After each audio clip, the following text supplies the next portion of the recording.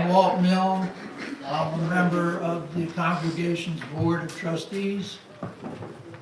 And I'd like to welcome you all to Unitarian Universalist Congregation of the Shenandoah Valley, UUCSB. Thank goodness there's abbreviations for it. So we ask you to please silence your phones before we get started if you haven't already. And as is our tradition, we'd like to welcome any first or second time visitors, as well as new members, to stand up and introduce yourself and tell us where you're from. We'd like to do that now. Are there any visitors? First time members? Hi. Yes, ma'am. I'm Chris. Hi, Chris. Hi, Chris. Hi, Welcome. Chris. And Laura also. Hi, Laura. Yes, sir. Jack, I'm Shenandoah. Okay, welcome. Anybody on this other side?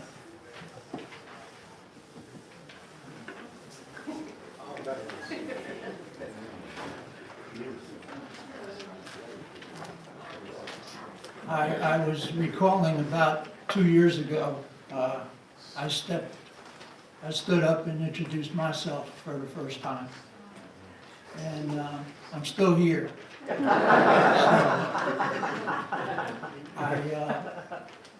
I sat down after that and I looked over the 8 principles. It was the first time I had seen the 8 principles. And I was trying my darndest to find something wrong with them. And I realized they made a lot of common sense, and that I probably have been a closet UU for many, many years. So I keep coming back because I find it feeds my optimism, and I try to be an optimistic person. And I hope that's true for everybody here too as well. So, we also try to recognize every week that this land that we're stewards of is the ancestral home of the Cherokee and other indigenous peoples. And there's a land acknowledgement there in your handout that you can read, as well as the 8 principles are there too that you can ponder. I think they're very optimistic ideals, ones that are attainable, and I think we prove that here every week, that we try to maintain these principles. So let's start the service.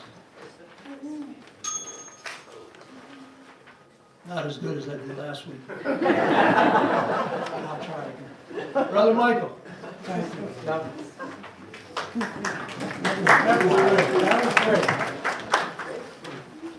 He's still here.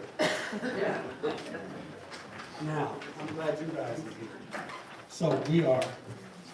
I wanted to mention something, but it'll come to me. Let me share with you, good morning, Diane, these words from Unitarian Universalist Jean Rowe. She says, we have a calling in this world. We are called to honor diversity, to respect differences with dignity, and to challenge those who would forbid it. We are people of a wide path. Let us be wide in affection so that we can live our lives in peace. Please rise as you are willing and able, and join in singing our opening hymn this morning, number 34, Though I May Speak with Bravest Fire.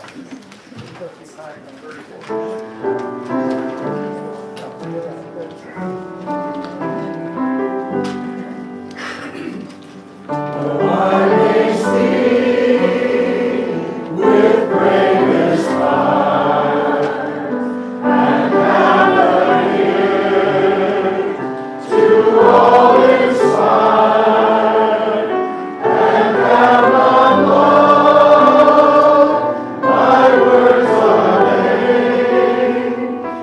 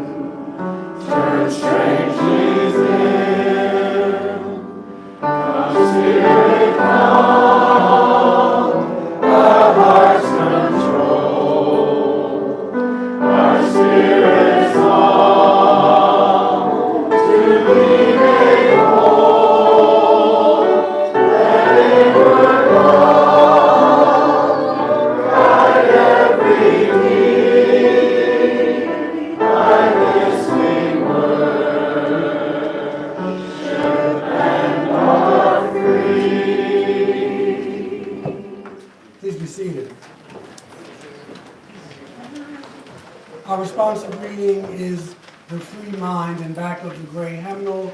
It's by Unitarian Universalist Christian minister William Ellery Channing. 592. We'll read it responsively. I call that mind free which masters the senses and which recognizes its own reality and greatness.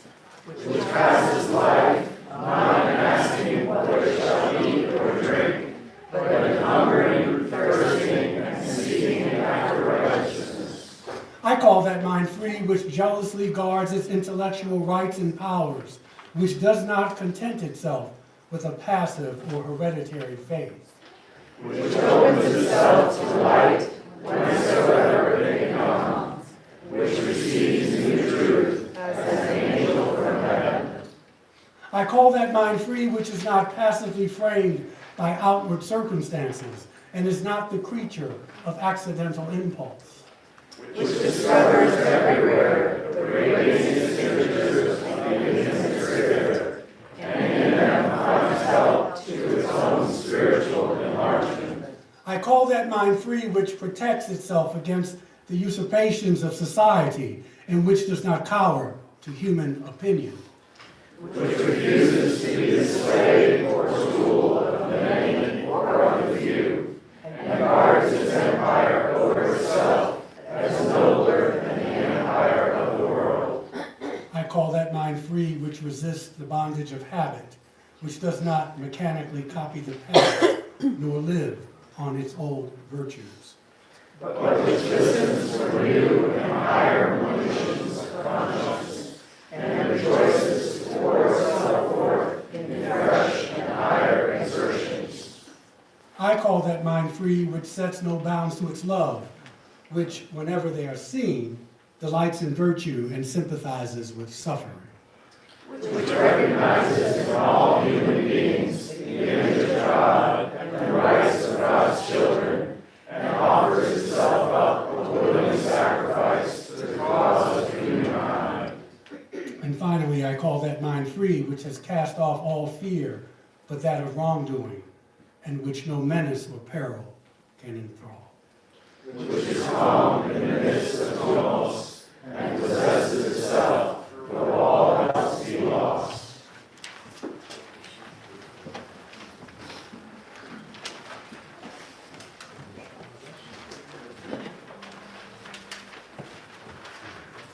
Hello, it's second Sunday when we have special music, and we have a wonderful member of our congregation today, David Reed. David enjoys many kinds of music and plays piano and guitar as well as singing. He completed a Bachelor of Music in Music Therapy from the University of Georgia back in the day. He says, like, I don't know when that was, but I have always played music for enjoyment, never as a career, even though I obtained a music degree. It has consistently been something that has enriched my life, he says. And he has a special song to share with you singing the chorus, which is on the back of your order of service. Thanks, Linda. So based on how you sang that first hymn, I'm expecting great things. Back in the upper left-hand corner on the back is the chorus, and I'll take us through the chorus a couple of times so you've got it. I'm sure you'll catch on. All right. Starts up here. So it goes. Arise, arise, I see the future in your eyes.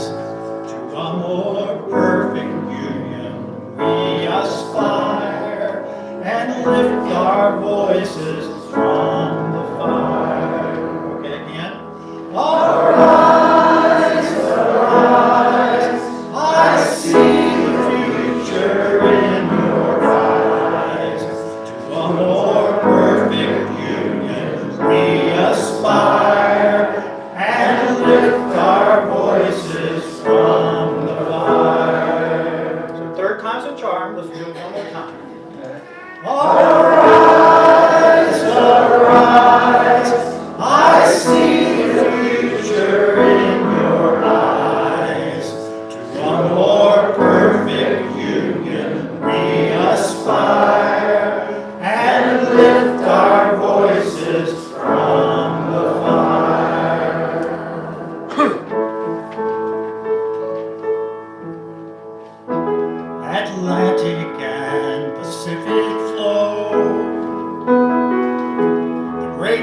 lakes and the Gulf of Mexico, the land of between sustains us all to cherish in our tireless call. Arise, arise, I see the future in your eyes. A more perfect union we aspire, and lift our voices from the fire. We reach these shores from many lands. We came with hungry hearts and hands. Some came by force and some by will, at the auction block or the darkened mill. Arise, arise, I see the future in your eyes. To a more perfect union we aspire, and lift our voices from the fire. We died in your fields and your factories. Strange fruit hang from the poplar trees. With an old coat hanger in a room somewhere, a trail of tears in an electric chair.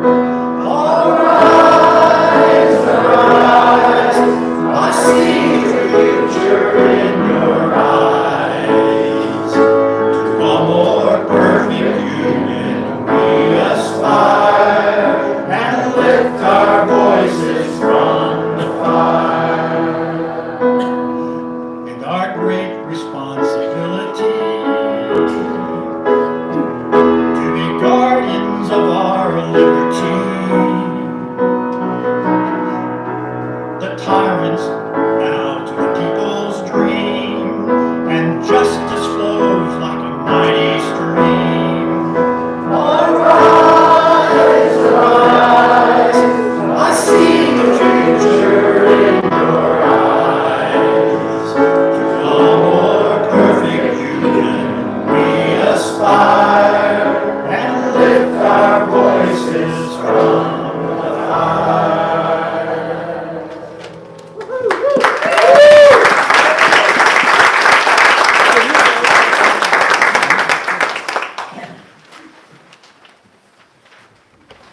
Thank you, Dave.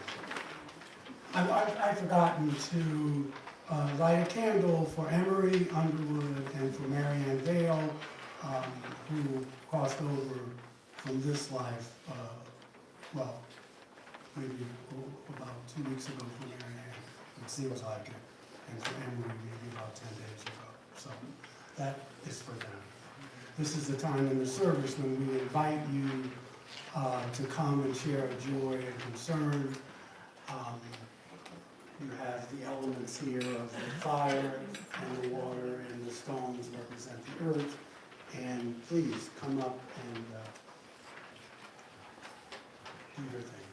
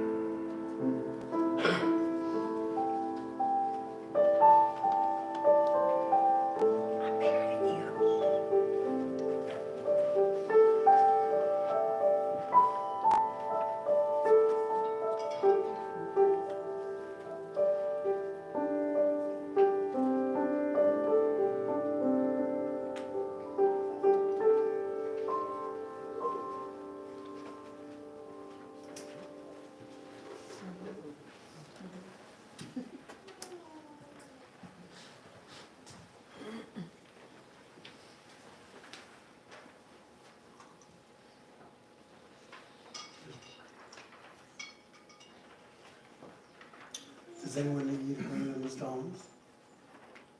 Okay. I'm putting in a stone for those of you who, for whatever reason, decided not to come up, that you know we keep you in our thoughts and prayers and in our hearts and minds.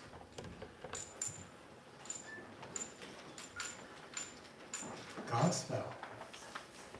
Is that the offertory? Godspell. I'm going to do a meditation. We have a Godspell. Keep your clothes on. During the offertory. I just wanted to make sure. I don't want to get too enthused. You're thinking about hair. I thought Godspell, they took their clothes off too. Oh. Maybe it's the crowd I hung out. Forgive me. I should know better. This is the time when I invite you to join in the spirit of prayer and meditation, and we will have our usual time of quiet afterwards. This is called On the Hinge of the Year because it is going quickly.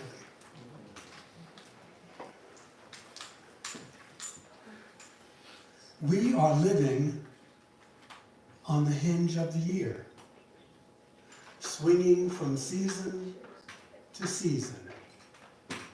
There are moments of depression as we recall summer pleasures past, and times of apprehension as we prepare for winter's problems. We know there is little we can do about either. We know nature will keep unfolding as it should, and her creatures will simply have to adjust. We are living on the hinges of the years too, as we swing through our short seasons of being, marveling at the ever-changing view. Every day is a hinge in our lives. We keep turning, opening the door of each new day, not really knowing what it will bring. Sometimes our hinges are rough with rust, and turning is difficult.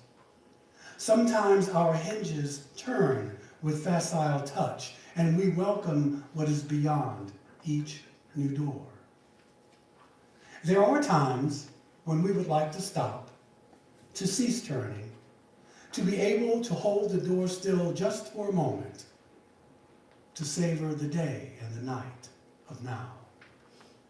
In our wiser moments, we know the turning will continue, for we live on the hinge of the seasons of life. May our turning always be for joy. And now, while our minds are one for this brief moment, I leave you with the eloquence of silence.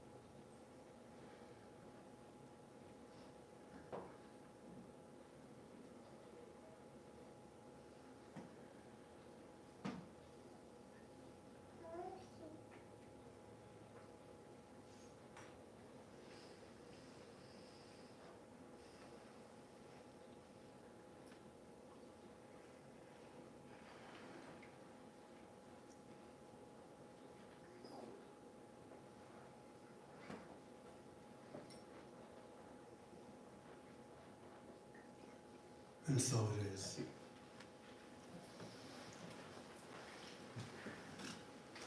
This is the time when Pastor will collect this morning's offering.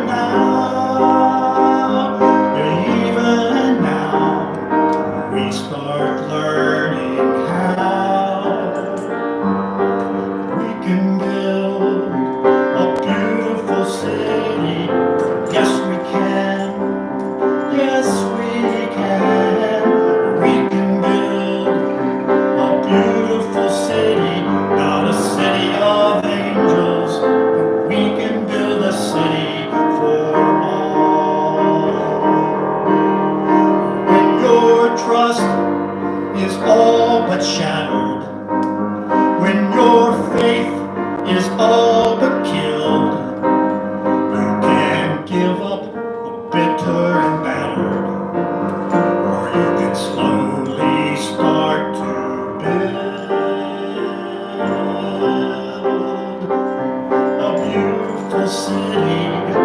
Yes, we can. Yes, we can. We can build a beautiful city, not a city of angels. We can build a city for all.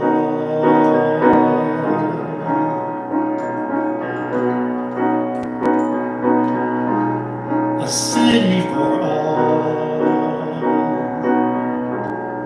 A city for all.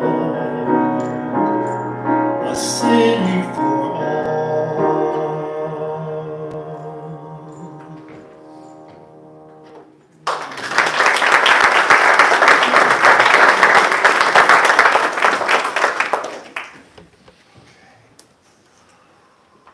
I want to talk this morning about religious language. And I think it's an important sermon, and especially now, holidays and the kind of country that we are and even maybe becoming. I want you to really listen to this with your heart chakra as well as your mind. Traditionally, UUs are committed to remaining intellectually and spiritually open to change. That has been our calling card. Not in an ideal or manner, we're human, but that's what we've hung our hat on for the 200 plus years of us being a denomination in this country. And we like to say that Revelation is not sealed, and it's not. Revelation did not stop with Jesus or Buddha or John in the book of Revelation. We're always evolving, and we're always having our own revelations collectively and individually. We realize that change, that spiritual growth does not come easy. That's why most people don't want to do it. I want to be clear, we know everyone's path is different. Everyone's path is different. Yet I do note that the most broadly shared language that we have in our 8 principles does not include one single traditional religious word. Just saying. Just saying. Many of us have become UUs in protest against the traditional congregation's religious upbringing of, I get it, I did it too. And I'm not suggesting that we go back to the way of the religion that we rejected, so don't worry. But what I am going to say is that the unexamined faith is not worth having. And so the spiritual challenges are still there. We honor and use resources from all of the world's great religious traditions, and some people critique us for that because they say you're not really a religion, you are more of a philosophy. I find some truth in that, but I'm not here to debate that now. But we draw from many different well springs. Some of us are liberal Christians. Some of us are humanists. Some follow Buddhist practices. Some are Wiccans. Some identify as Jewish UUs. And some of us identify as all of those. Go figure. But you are welcome here. The list can and does go on. Some of us don't use theological labels at all. We believe that our theological and religious pluralism is a good thing, and it sets us apart from most of the religious world, if you will. How many people here are new to Unitarian Universalism? Raise your hands, please. Okay. So I'm going to cover some things here, but you'll know. But having said all that, Our religious breadth can work against our religious depth. We remain somewhat comfortable using resources from the Christian tradition. And I do remind you that on Christmas Eve and Easter, this church is packed. I don't know. I don't know how or why, but the Spirit moves where it will. And you and I have grown. When I first came here, I identified pretty loosely as a Unitarian or Universalist Christian. Now, I don't label myself that anymore, even though the teachings of Jesus are primary to me. But I'm more secular in my, I'm more of a mystical person. And I remember when people would get upset when I mentioned the word God here. So we've grown. You would clap like seals if I talked about Lao Tzu or, Hinduism. But if I mentioned Jesus, we had to call it EMS. Because of the wounds. Because of the wounds. But remember, just because you have wounds doesn't mean you get to bleed all over everybody. But also you have to remember that our roots are Christian. They're our roots. People died so that we could even be here. We participate with and in other interfaith efforts, as well as working with African American churches, as we tolerate being uncomfortable with that theology. Oh, I watch you. I'm uncomfortable with it too. But I don't forget it because that's where I get, and there's still some truths there. We celebrate Dr. King.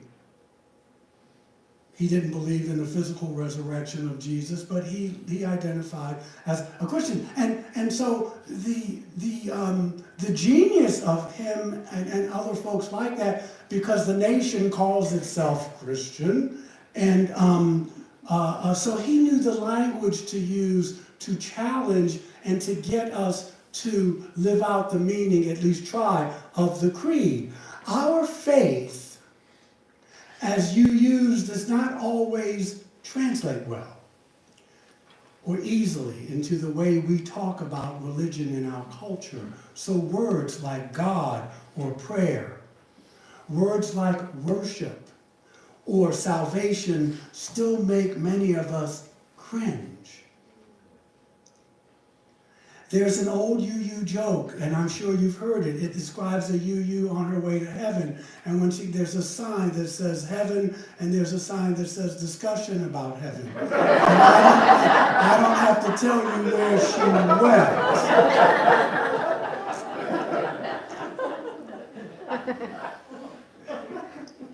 went. We, as Unitarian Universalists, we talk endlessly in our UU circles. We are an articulate and well-educated people thriving on conversation. Yet for people whose religious lives are so embedded in conversation, too often we grope and grasp for words when we attempt to talk about our deepest spiritual feelings and longings and affirmations about what it is we do believe. We can tell you what we don't believe. But when you seek to find something. So I want to revisit things that we probably threw out with the bathwater and to look at them just a little differently. And I have a part 2 to this. I just haven't started writing. But we'll get it next year.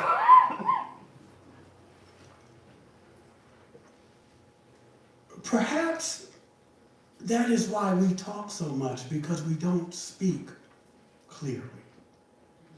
We keep on talking because what we say is never quite enough or satisfying. So words like grace and prayer and God make many of us uncomfortable.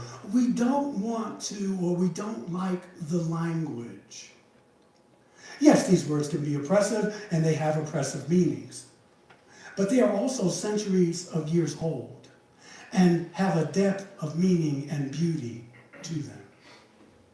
These are words that can deepen our inner lives and relationships and can assist us in embracing the force, the spirit of life, God, whatever you want to call this energy, when we use them in a wholesome way. Our children use them at times with all of the complexities that we've caused as adults. It gives them a vocabulary. It gives them a language that can help them to grasp a healthy, liberal religion and philosophy. You still with me, or you're twitching a little? Okay. In the beginning was the Word, says the Gospel of John. And words get in the way, but words are really all we kind of have. And words do create a reality. Words are tools for communication, and they shape the possibilities for our lives. In short, they form our imaginations. And Einstein said imagination is more important than your intellectual acuity. They let us know what is powerful. Language is powerful, and it shapes our faith, like it or not. We fear that if we press this faith into words, it will somehow limit it. At times, many of us avoid words that might exclude or offend, and sometimes we ourselves have felt hurt or excluded by particular words. They cause pain, so the scars remain with us. I get that. I have my own scars. We don't want to be offended or to offend others. But when we do this dance too often, this dance of vocabulary, our expression becomes thin and diluted. In trying to be all things to all people, we trivialize Unitarian Universalism and our faith tradition. As we tiptoe around our words, we reinforce the misguided notion that UUs can believe anything they want. This means there is nothing to ground us or to guide us, well, nothing of substance anyway. We deny our heritage and we deny our history. These are the roots. You can't hate the root, Malcolm X reminds us, without hating the tree. Yes, there is baggage associated with religious words. The effects of the language is still with us today, and we get that language from where? From Judaism and Christianity. Grace, atonement, atonement, sacrament, covenant, sin. Now there's one. They scare us. These words annoy us. They make us tense. They trigger us, and they make us reactive. We are more comfortable with words like compassion from Buddhism or harmony. That feels good. It's easy to understand. Christianity, for instance, as a faith, can feel or seem overly simplistic. Besides, we UUs don't do guilt. And I am glad for that. I'm glad we don't. Many of us not only have negative feelings from that old-time religion, we may have even been abused by it. But getting reacquainted or opening our hearts to this way of thinking or speaking is not an easy thing to do. And I'm not asking you to do it. You don't have to do it. This is the talk for this Sunday. It's painful. But to discard the language is to treat the symptom and not the disease. It bypasses opportunities for growth and healing, as well as ignoring the reality that there is a value and a beauty to the religion of Christianity. It is. There is. This language is not, I'm not just talking about Christianity though. It intersects with other interfaith boundaries and ways of being and thinking. What brings discomfort to one person, to another person, it brings comfort. For some, for instance, the word church is uncomfortable. But I know atheists in this congregation, and I'm baffled when they say, see you at church next Sunday. But if I say the word God, it's a mystery, isn't it? Some prefer worship room instead of sanctuary. For others, the word worship is too cumbersome. Others prefer meeting room instead of sanctuary. Some prefer the word meditation instead of prayer. I know people get up there, I've heard people go, I keep you in my meditation. Others don't like the word hymn or hymnal.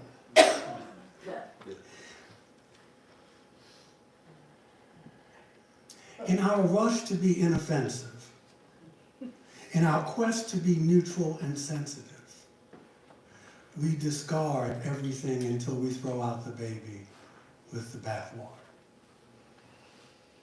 What are the words that trigger you? Rhetorical question.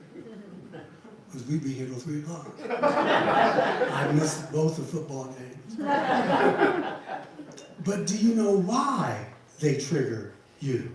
Have you explored what those words might really mean?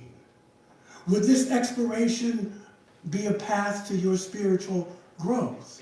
Would not doing that impede your spiritual growth? What are the words that bring you warmth and have deep meaning for you? Many of us are wounded from our experiences in other churches. And then there are people who they're unchurched. They come from the secular world. So it's not just the secular world has its own narrow view or judgmental view of these words. So it's not just those of us who may have grown up you. Echoes from the past can always be positive as well as negative. You know, the highest path of spiritual growth is not from going from believing to a God and not believing in one. That's not that. Sometimes it's the other way around.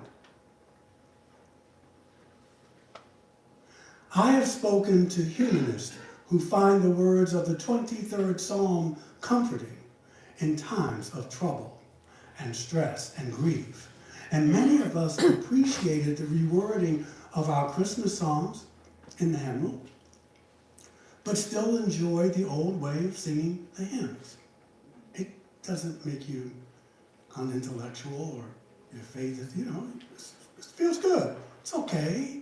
When you're sure about what you believe, you don't always have to get sensitive about everything.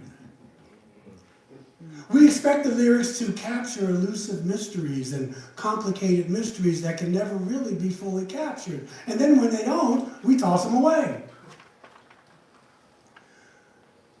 Unitarian Universalism for centuries has been predominantly white and middle to upper middle class.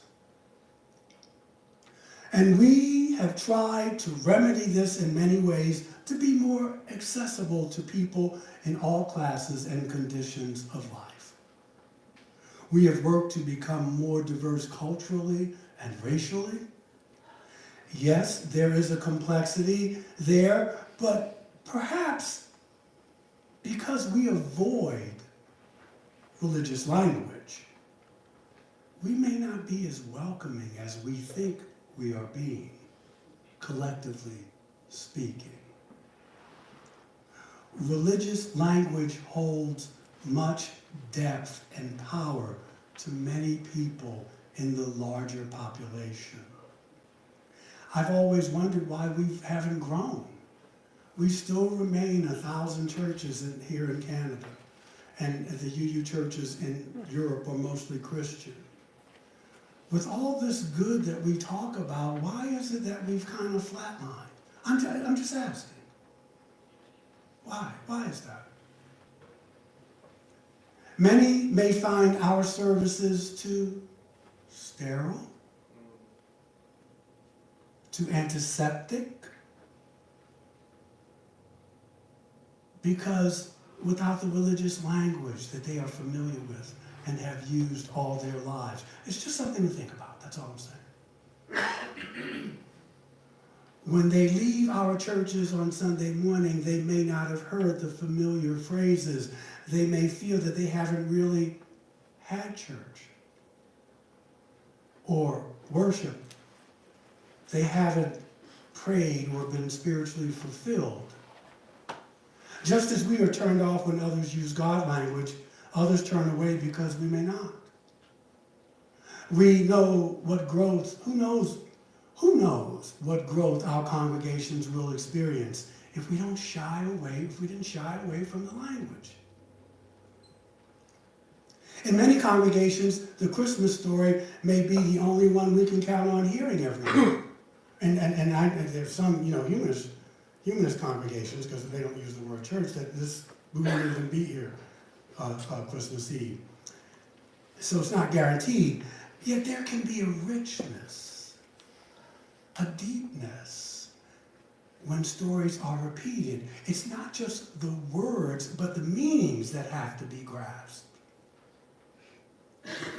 In the 21st century, we are blessed with opportunities to understand and engage with other faith traditions and other people and other cultures. More now than ever, there is a wealth of religious diversity in our own backyard, even within our own families. Now more than ever, we're surrounded by people having these conversations, and to be a part of these conversations, we and our children need to be comfortable with religious language, words that cross the boundaries of diverse faith traditions, and we have to be comfortable doing it. Otherwise, we're just going to be smug on the outside with our intellectual selves. We need to know that what these words mean and what kind of depth and hold they have on the religious lives of others, because we may discover that we have something in common. You see, there's the old saying that UUs want their ministers to be Bible literate, but they still want to hear it on Sundays. And so do we want to let our more evangelical brothers and sisters, do we leave the field to them? They get to decide what the narrative is. They get to decide what these Bible stories mean. You don't want to do that, right? Right? Right.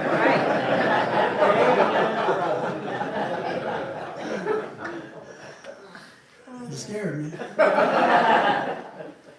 But you kept your clothes on. Perhaps our tentativeness in using religious language suggests that we are incorrectly thinking that if you use that language, you have a shallowness of thought. Nothing could be further from the truth. We must be grounded in our own tradition as well. Then we can be truly open to other ways of thinking and worshiping and being.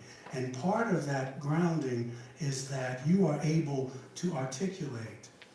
We are able to articulate who we are and what matters to us most. We may think that we know what the word sin meant when we are growing up in those Christian silos. We don't want our children, nor ourselves or our children, to have the concept in our lives, because it means missing the mark. You're not born in sin. And we don't want our children to be raised with that. I know I don't. And that's perfectly fine. But today, these words may be much more nuanced than when we were coming up. Sin may mean that we can forget that we're human and that we make mistakes and that we're so smug and that we are so clever that we forget.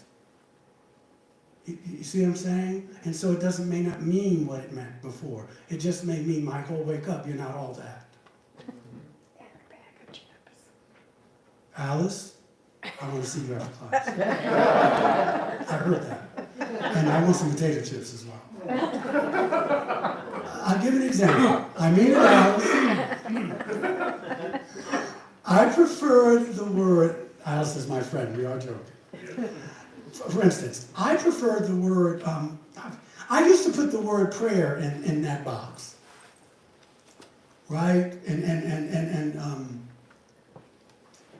And Bill, you and I have talked about this 100 times, but just not recently about these words. Bill Altork. So I preferred the word meditation. At one time, I am over it. Because it just felt, I was wounded. I didn't want to pray. What is that? It's a time of thoughtful inner reflection.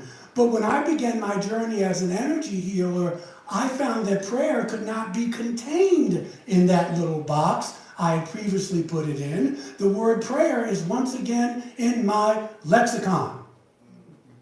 There is a form of prayer that is much deeper than meditation, at least to my mind. It is contemplative. It's not about emptying. It's about deepening. And it is silent. It is stillness. It is an invitation to the holy, to the spirit of life, God, the force, she, he, whatever you, extraterrestrial, whatever you want to call it. It is relational. It is conversational. It is silent in a silent and wordless way. And my spiritual life is much richer, and my spiritual conversations are easier by just taking this word out of the box that I put it in because of my wounds. I put it in my multi-faith, and my multi-faith conversations are more comfortable and joyful. I no longer assume that I know what another means when they say prayer or God, and that is a welcome gift. My half-sister is evangelical Christian, and it bugs me. Because I can't be free, because everything has to be said. She has a gift, she's a psychic. But I can't say that, I have to say she's a prophetess. The knee must bow a certain way, Michael. You doing, what is it with these little space people you talk about? Where's Jesus in that? What is? And I used to argue with her, and I wanted to put her out of my misery. My misery. And I know you prayed for me, I know you thought about it. Because I confided in some of you. I love her, and we love each other. We would move heaven and earth for each other. But she wasn't going to change. So I had to change. And so, because of certain beliefs I have, she doesn't, it felt like a barrier. But when we talk about prayer, or if I call her the prophetess, our differences are not as great as we thought. We must use these words lightly, not to define, but to suggest. We must keep the elasticity with the words. We may not agree precisely, but we realize the words point in the same direction, in the same experience. So she can see things, and she's told me things that have happened, and that's a gift that runs in my family. I have a little bit of it. But I'm not going to argue with you if the devil had given it to me. I get it. You're telling me to be careful. Don't get so full of yourself. Not that I ever would. And they point to a shared experience, a deeper spiritual life, and that's enough. That's enough. And we get along. We just know where not to poke the scabs. As you use, I'm almost done. We resist evangelizing because it smacks of that old-time religion. But maybe, just maybe, we've confused evangelism with witness.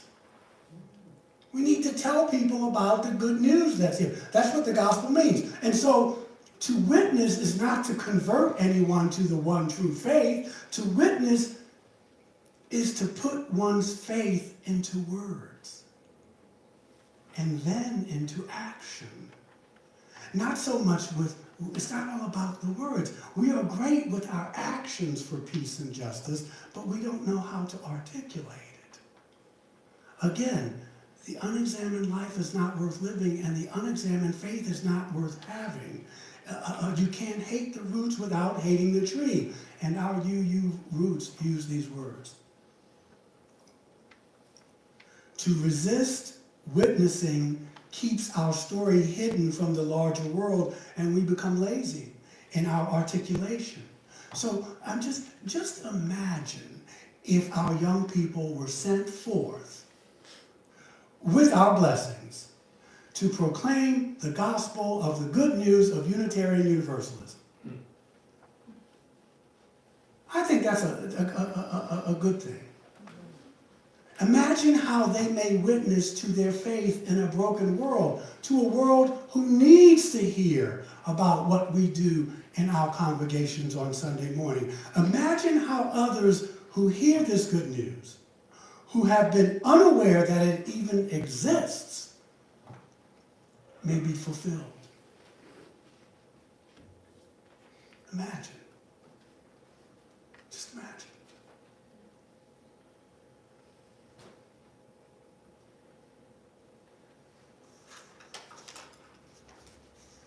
I'll close in one.